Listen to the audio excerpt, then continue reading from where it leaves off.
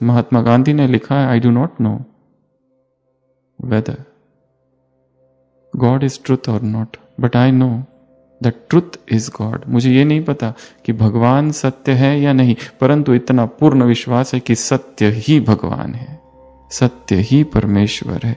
इसलिए उन्होंने अपनी पूरी जीवन को एक प्रयोगशाला बनाया और जिसमें सत्य के प्रयोग किए जीवन पर्यंत। लिखा है, जब मैं 10 या 12 वर्ष का था तो मुझे एक आदत पड़ गई बीड़ी पीने की। वो इसलिए नहीं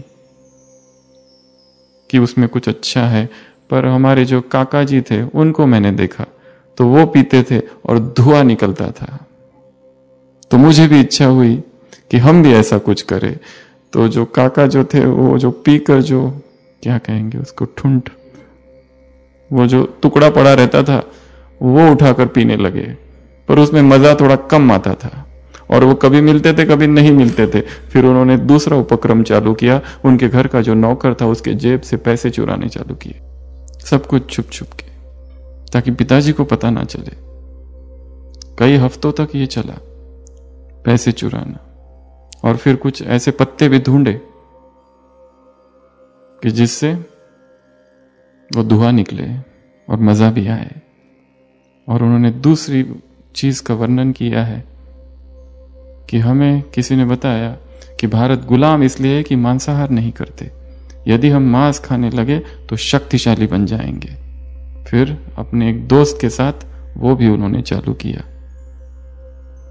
और उसके लिए उनका जो भाई था, उस भाई का जो कड़ा था सोने का, उसमें से कुछ नग, कुछ सोने के चुराए। और फिर बहुत मुश्किल आई उस भाई को, तब कहीं उनकी आंख खुली और उनको लगा ये मैं क्या कर रहा हूं। उनको लगा कि मैं जाऊं और अपने पिताजी को सब कुछ सच सच बता दूं, परंतु पिताजी ऐसे है कि आज तक उन्होंने हम में से किसी को भी नहीं मारा, वो अपने आप को दंडित करेंगे हमारी गलती के लिए। इसलिए उन्होंने एक खत लिखा और उस खत में सारा सारा वर्णन कर दिया कि मेरे से ये हुआ है,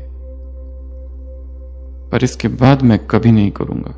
और वो खत उन्होंने अपने पिताजी के, जो कि उस समय बीमार थे, खटिया के पास रख दिया। और पिताजी ने जब वो पढ़ा तो उनकी आंखों से आंसू आंसू बहने लगे।